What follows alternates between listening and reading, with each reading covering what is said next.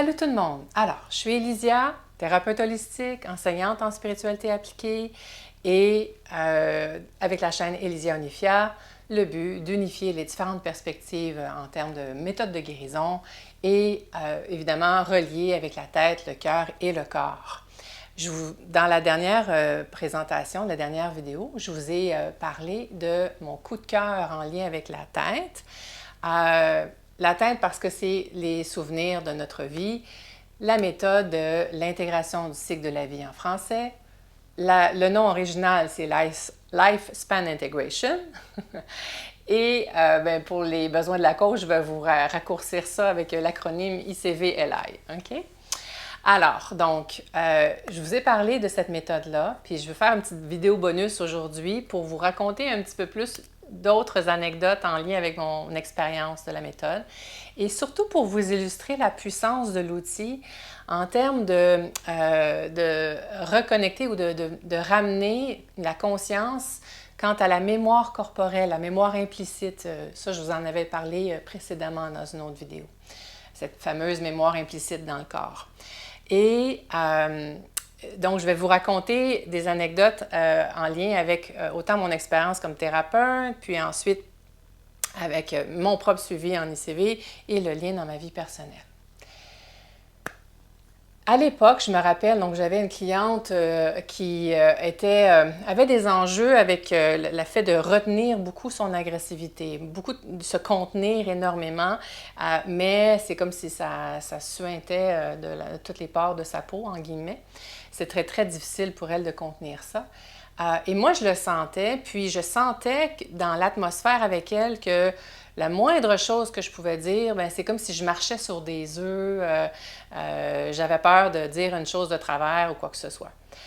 Et à ce moment-là, je savais clairement qu'elle était comme activée dans un état d'elle-même, comme d'opposition, mais qu'elle elle luttait beaucoup à l'intérieur d'elle-même.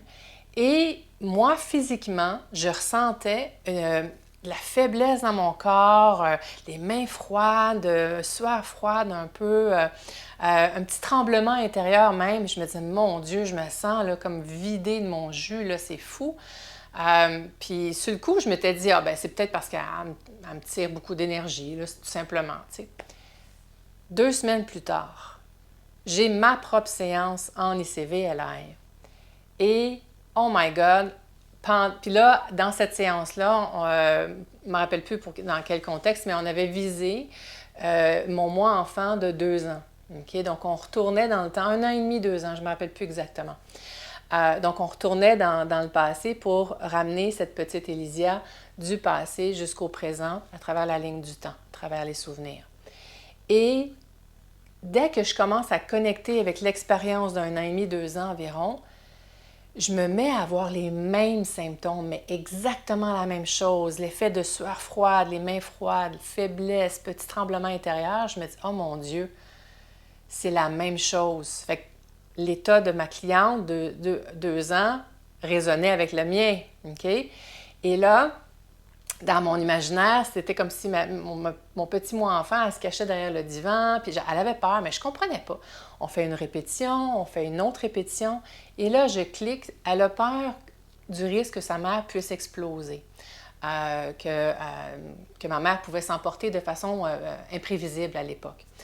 Alors, mon Dieu, on essaie de calmer mon moi-enfant en lui montrant que le temps a passé, et arriver au présent, dans l'imaginaire, souvent, ce qu'on va faire, c'est qu'on va amener son moi-enfant dans notre maison actuelle. Et là, ma thérapeute, Peggy Pace, donc Peggy qui me guide à l'intérieur de moi en me disant de dire à mon moi-enfant, dis-lui qu'ici, dans le présent, dans la maison actuelle, avec toi et le reste de la famille, mon conjoint, mes enfants, qu'elle est en sécurité, qu'il n'y aura plus d'explosion verbale et tout ça. Puis là, à la pause, donc, je donne du feedback à ma thérapeute, puis je lui dis, ouais, mais je me sens mal un peu de lui dire ça, parce que c'est faux. Ça m'arrive de moi-même m'emporter. Puis là, je me sentais mal, j'avais comme un peu honte de lui dire ça.